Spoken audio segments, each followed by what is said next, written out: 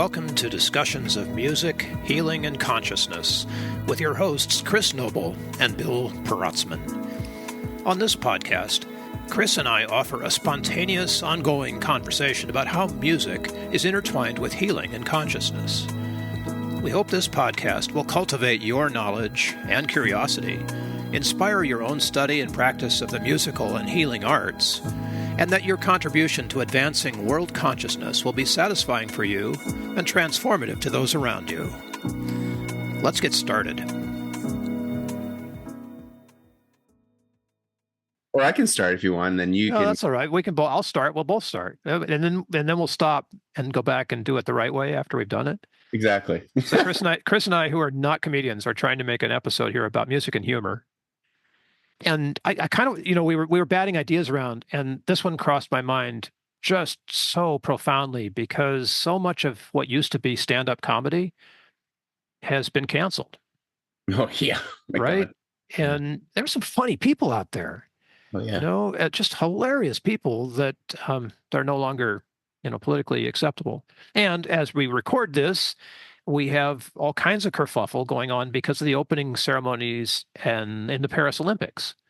Oh, right. Which yeah. I found delightful. All of those sort of things that a lot of people thought were irreverent or whatever, I found that delightful. What a creative and amazing way of inviting us into French history, Yeah, and those opening ceremonies are always so lavish and just all over the city. It's spectacular, just spectacular. But it brought up something interesting to me because a lot of the songs that were sung were in French. My question that sort of keys this episode up is, how is it that we as musicians convey humor without speaking? Good question. And how can we do more of that, right? I'm not to become comics, but how do we tickle the funny bone of people in the audience?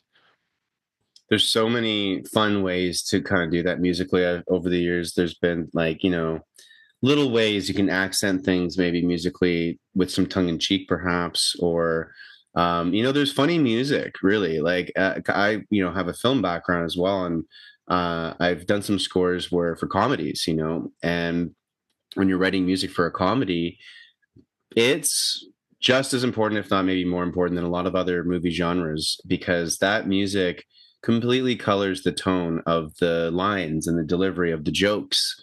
And one of my favorite shows is Arrested Development, and it uses a lot of gypsy jazz music, especially as its background. I mean, that show uses music, I would say, very brilliantly in the realm of comedy. Like, it uses music to a whole other level of comedy, I find. But anyway, it is fascinating to hear like the gypsy jazz. For those that don't know that genre, Stefan Grappelli or Django Reinhardt, or but basically it's got this really like do do do do do do do do that kind of a vibe. It's very happy-go-lucky, and there's this kind of like bouncy. Great way of saying it. So, long story short, that show uses that music, and I've watched deleted scenes of that show without the music. Not even remotely as funny, even though it is a funny show and the great writing, but it's just the delivery isn't the same without the music. The music, it's like it tells you subconsciously, now we're telling you a joke. Get ready to laugh, because that's what the music basically says. And then the joke delivers, then you laugh. But that music is creating like a whole container for the joke to be delivered, right? Yes. I love that idea of music as the container. Let me ask a question, and I was wondering about the answer to this myself. We're performers, right? So we go on stage, we do what we do. The music is creating a container within which the audience, the instruments, and the musicians are all participants. So a lot of this has to do, a lot of the humor part of this has to do with reading the room. And so the question that I have sort of leading into this is, when did you first notice that you could read a room? Right? Do you have a memory? I do, very specifically. Yeah. Okay, please tell me. I have to think about it. And it's related to humor, and it surprised me, right? So up until I was in fifth grade, I'd been playing the piano a lot, piano parties, that kind of thing, serious music, classical music, right? And in fifth grade, I had an opportunity to play some other kind of music for people, and the music that I chose was the 12th Street Rag. And I played in front of my school, like there was a talent show, right? So I volunteered to play the 12-string rag in front of my school. Nobody in the school knew anything about ragtime except maybe some of the older people, like the principal and stuff, who could play old-time piano. Yeah, I'm in for the audience with the genre. Dun dun dun. What's what are those Yeah, like? da da da da da da da da. It's just like it's this hokey little. Yeah, That kind of vibe. that's Just so it. people know. Yeah. Just like ragtime, Yeah. and a really well-known rag. I mean, incredibly well. But because ragtime is sort of structured to end a few times, it's usually a theme and variations, right? So Right. you end once, you end twice, you end three times. Um, for the first time I ended, everybody clapped. And I'm like, I'm a classical piano player. I know what to do. You just keep going. So I ignored everybody and kept going. Second time they clapped. I'm like, okay, so I know something they don't know. And this is when reading the room started to dawn on me. Now, keep in mind that I'm facing the wall at a sawed off upright piano, and I can't see what's happening behind me, but I can hear it. Oh, okay. So I figured, I'm going to have to do this one more time. So on the third go around, I really milked it. And the third go around is where you go, ya da da da da, boom, ya da da da da, da da da da da, crash, right? So I really milked that I love that. because the music is written to give the audience that anticipation of craziness to come, right? Right. Played the third thing. Now, that understanding happened without me seeing anybody. But I knew based on what they'd done twice, applauded in the wrong place, that they'd be relieved, not only relieved, but delighted when it was finally over. To say nothing of how well I played, which wasn't probably very good. Oh, you're grade But 5. So but it came home to me, man. And I'm like, I got this. I know what's going to happen. Now I'm in charge, right? Not really like that, because there's nothing you can really do except just play the music. But the awareness of how much fun they were having sort of lit me up too. And by the time I hit the third strain, I was having a blast, right? And that you can hear that in the music. So I'm not sure if that's like humor, like telling a joke or anything, but it certainly was a read the room for me. And because it was delightful and fun, it was also rewarding in that way. So that was it, fifth grade. Read the room uh, audibly, I guess, because I couldn't see anybody until I turned around to bow, right? you feel it too, not to get too Yeah. esoteric, but the energy, right, of everyone. You're feeling that. I mean, it's palpable. You're in a room of people even if you don't see them, Yep. Yep. Yep. Yeah. But you hear them for sure. You definitely hear them. Yeah. And if you can see them, and I've read rooms wrong too. I mean, Oh yeah. I've made jokes that just fell completely flat. And then I have to make a joke about making a flat joke, right? You dig your way out of that one. Oh man. That's always fun, isn't that? Go play the piano, Bill. Shut up and play. Yeah, I mean, I have to admit, like I at the concert I just did last week, I was rusty for my own music. I hadn't done my own stuff in 4 years, so it was a while, and I remember being a couple of pretty obvious screw ups where I just had to laugh because I'm like, it's just things you gotta play it out. Yeah, just it's gonna happen. Just get out of the way. That's why we do the show. But anyway, when it happened, I still wasn't even that too fussed by it and could easily make a joke about it and keep going. And I think that's a huge part of humor as a musician. I'm a big believer in humor in general, and I love it. And I'm a huge fan of comedy, and I use it all the time in my banter in between songs. And like when I screw up, I own it, and I usually make a joke about it. Try to be a little less self-deprecating these days because I would be pretty bad back in the day. Try to be a little nicer to myself, yet still make the joke and all that kind of stuff. And it lightens the mood. I was told, or I've been told many times, where it just comes across as so comfortable, and it makes other people feel at ease when you can make any kind of a mistake and just be completely fine with it and be like, yep, well, how'd you guys like that? And make a little joke and then keep going and just acknowledge it and be like, whatever. And I think people love, I mean, I remember when I saw one of my first concerts ever was seeing Coldplay when I was like 11. And I remember this is right when Fix You, I think, was released, or that album. And Chris Martin starts off the song about 45 seconds in, completely botches the lyrics, and he just starts to laugh. And he just stops playing, and he's like, "Guys, I effed it up," and we all were like, "Woo!" And he's like, cool if I start again? Everyone's like, yeah, and it's just that great way of using comedy to ultimately, I remembered that part probably more than most other parts of the night after that. Right? There you go. And it stuck with you. It stuck with Like, me. oh my gosh, man, this is a human Oh, being. he's human too. Great. Yeah. So Wow. when do you think you got to you noticed that you read the room? That's such a good question. I I would mean, say you're not going to be tested on this in 3 weeks or whatever. So, great, probably similar to you, Bill. Probably when I was maybe in maybe grade 3 or 4, and my music teacher was great. He was so encouraging, and would sometimes have me just lead the choir on piano. oh, nice. Yeah, really fun. And I remember with the choir, like having, you really got to stick to the structure of the song, obviously. Can't really improvise with the choir. Yeah. However, I was kind of noticing, like, at the end of some of our songs, that that they kind of just wanted to hear something else, and I just would throw that, whatever that something else was, I would throw that in. I think it was more just those, as a musician, you could call it maybe your intuition, and it's that could be the same thing as reading the room, where you're like, I don't know why, but I just feel like they need to hear a little doop doop doop at the end of this, or a little whatever it is. Yeah. I don't know. It could be anything, but it was around that age, I think, pretty young, when I could still sense, like, yeah, but I feel like they kind of need to hear this right now, and like you said, you learn if you're onto that or not, because you're not Right, always. right. I totally am. I'm so down with this because the performers I love most, I think, are ones who had that experience early versus, I mean, and there's some amazing musicians out there, but some of them never look up, you know? And I'm not talking genre here. I know, gosh, what is his name? I want to say it's Nick Drake, you guys, not Alexi Murdoch. Nick Drake, amazing, amazing singer-songwriter. Never looked up at the audience. In fact, had trouble playing in front of people because, you know, he was so much of an introvert. Yeah, so common for musicians, FYI, for those listening. Yeah, yeah.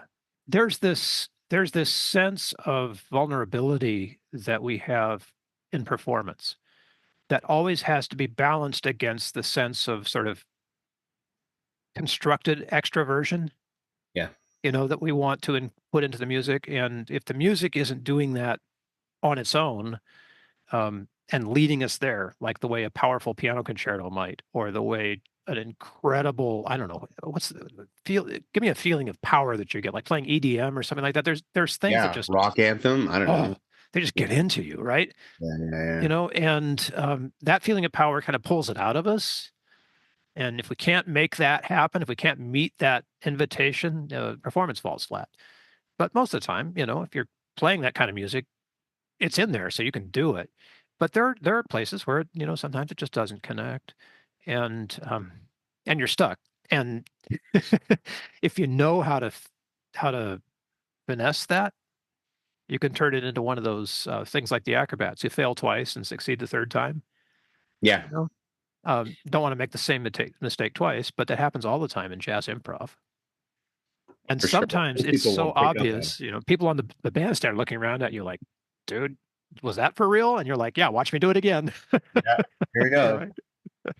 I mean, that's part of the comedy. I bring back, like, it's a good question, or a good topic to even talk about with comedy and music, because there's just so much levity. I feel like you can bring. I'll give a great example, actually. So one of my favorite musicians is Olafur Arnalds, and Oh he's yeah. very much. He's got a dance project which I love called Chiasmos, but his own stuff is very much more in the classical, neoclassical, Yeah. like, think film scores, think very emotional, epic, cinematic. But some of his songs have a beat. Some of it does border into, like, chill electronica, maybe. But for the most part, it's piano, strings, Yeah. whatever. The simple instrumentation, but Yeah, yeah, very phenomenal soundscape. harmony and sense of Oh, space. And I mean, just so I could go on and on and on. But no, Oliver's amazing.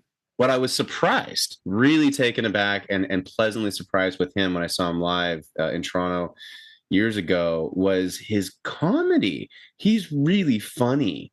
He's really quirky, and his jokes are so funny, and you would not expect that at a like at a modern classical kind of show. I was at Roy Thompson Hall, which, anyone that's from Toronto, it's like the most famous classical venue in the city, And so you go there for symphony orchestras and all that kind of stuff. Yeah, So you're yeah. going to see this guy. You don't expect him to be just cracking jokes left, right, and center throughout the set. And it was awesome. And the whole audience was just dying laughing at so many of his stories. He had these great stories in between all the songs. And they're mostly, if not all, instrumental songs. So there's not really like the lyrics to sing along with. But even one of the songs, he got us to sing and he looped our voices into the song, which was so cool. Oh, But beautiful. it was his use of comedy. I mean, that was the thing that I never expected at his type of a show, especially with that genre.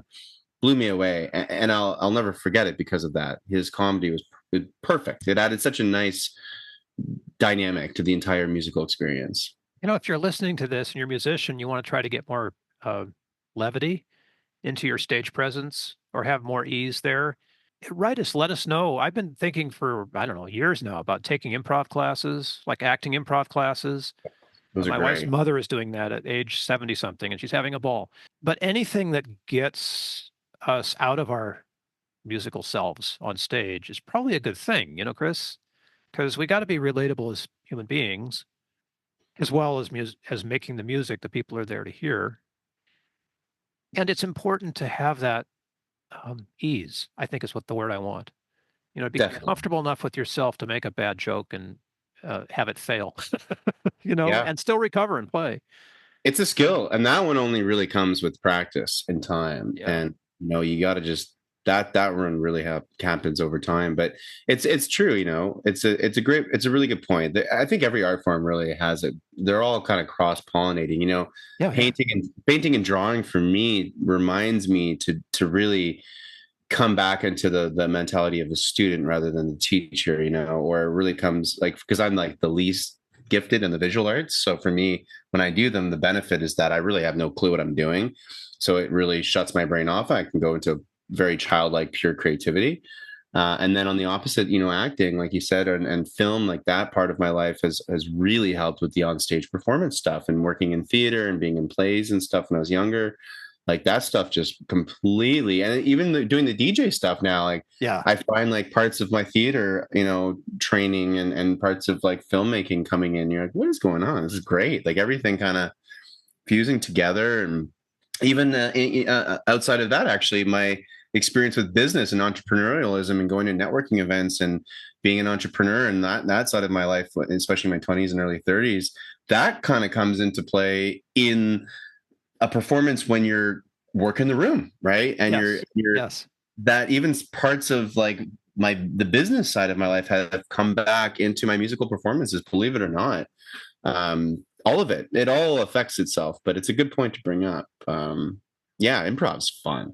Oh, so So much fun. So much fun. I'm terrible at it, but when I've oh, tried it, who it's amazing. cares? Like we could try that one day and just make everything we say has to be in the form of a question. That's one of my favorite ones. Oh, that's a great one, right? Great one, right? I mean, it's got to be better than that. That would get I you know. buzzed out of whose Well, line is it anyway? yeah, I was about to say it's one of my all-time favorite shows is Whose Lines It Whose Anyway. line? It's so good. I mean, it's been around forever, many decades, never gets old. And I've YouTubed that when I've needed a good laugh in Yep. some challenging days, and it has never disappointed. And just like music, there are techniques that Oh, you can employ, right? And every so often, if you watch enough comedy, you'll start to realize what they are, and that you can, if you thought about it in advance, you can come up with something pretty cool that would just be according to the rules, right? Doesn't very hard. yeah. Yeah, rules of three. That's a big Rule of one. three. Yep. But three is big in every art form if you Every think art about form. it, So, quick right? questions. Here we go. Here's the rapid fire stuff. So, funniest musical moment, whether or not you were on stage. Okay, one of them. There's too many to think of. One of them was when I was rocking out with my one of my high school rock bands at a battle of the bands, and I got so into it that I was on the piano stool and I smashed the piano high end of it so hard that it flipped off of the stand, and then Stand. I caught it upside down at the end of the solo, and it looked so good, but it was such a screw up that I was like flabbergasted at the like what just happened, and I think everyone saw that and then burst out laughing, and my whole band just kind of kept playing, but stopped playing, but kept playing. And it was just this Yeah. beautiful, ridiculous, hilarious moment of, yeah, just messing up on stage, but in a really beautiful way where it Yeah, it somehow just all worked. fit. And everyone knew exactly what, like, oh, he just screwed up massively and it worked out perfectly, you know? And so it was great. I look very rock and roll for a piano player. Yeah. Yes, actually, what a great thing because we can't smash our guitar or do anything else. All we can do is like throw the keyboard around. So it's perfect. I just hit it, falls off, does a full flip, lands on my hand at the end of the solo, done. How about you? How about you? That's a good question. Oh, the most fun I've ever had. I had more fun laughing at this before I knew what it was. So I went to I was in college, went to a recital, vocal recital. A soprano that I respected wound up working with later on, and her closing number was a duet with another colleague of ours that we both knew. They worked together. I didn't know what I was in for, and they sang the cat duet. You'll have to Google this, but Yeah. there's an actual piece attributed to Rossini that's very in the pocket when it comes to classical vocal solos, right? But the only word in it is meow. So the soprano's job is to make it sound like it's operatic, right? Okay. Okay. Which it kind of does in the slow section. It speeds up a little bit more, and then you're starting to get a feel like there might be something else going on here. But by the time it gets to the last and fastest section, it's obvious that it's two cats singing. Okay. And That's hilarious. so it gets theatrical and campy, and it's just hilarious. I'd never seen or heard it before. And there I am in this recital as the newbie, right? And I'm watching this happen on stage. And I am just dying inside. I am laughing so hard. Nobody else in the room is laughing. Okay, It's like that's a even recital better. hall, and nobody else is laughing. They're taking it seriously, and I'm like, "What the?" This is the funniest And thing ever. I had to run out of there when it was over and laugh. You know, That's so it's good. one of the funniest things I've ever seen live music, and there's been lots of funny things, but that one, Chris, I'm like, this is right up my alley. I gotta Google that. You got to Yeah. Google it. That's I'll go you one better because I wound up working with the soprano, and we actually performed that piece with me singing from the piano. yes. Right? That's the one and only thing that's probably ever been recorded with me singing in public. So I'll I was post that gonna ask. Oh video. my god. I'll Okay. post the video, and the I need to see this. somebody with like an old 8 millimeter camera was recording it, and Perfect. so I've Perfect. got it. Yeah, that was hilarious, and it's been a source of great delight ever since. Hey, you know what? It's like one of my best friends back in Toronto is a comedian, and when we go camping together, it's just I'm like so grateful to have a professional comedian to go camping with because we're going back to these tricks, right? I just get Campfires must be great. oh my gosh, it's just nonstop. He's the kind of guy, he'll just look at you and he's somebody else all of a sudden. He's like in a different character kind of thing, and he'll just, do that. Yeah. And so it's just so fun to riff off of. And I've come back and done shows after camping with him. He's a professional improviser and comedian and all that. And it's just to his brain, the speed at which it can just improvise lyrics to a silly song, improvise lines to a play, whatever it is. I that's still like, I mean, just I'm amazed at that. Anyway, I come back from doing that. Like I'll dabble in my improv to play back with him, of course. Then I come back and do a show after camping with him. I always find my improvisation skills have improved, even though I didn't do anything musically. I'm exercising the muscle of improv, and I think that would apply anywhere, which is why doing stuff like actual improv classes is so beneficial for anyone, any human. Because think about this too. Let's say you go into business or you go into the office, your job, whatever that is, stuff happens, right? Things go not according to plan. You're going to have to improvise. So that is a skill everyone could benefit from. And it's a lot of fun and it's Oh, hilarious, and it's hilarious.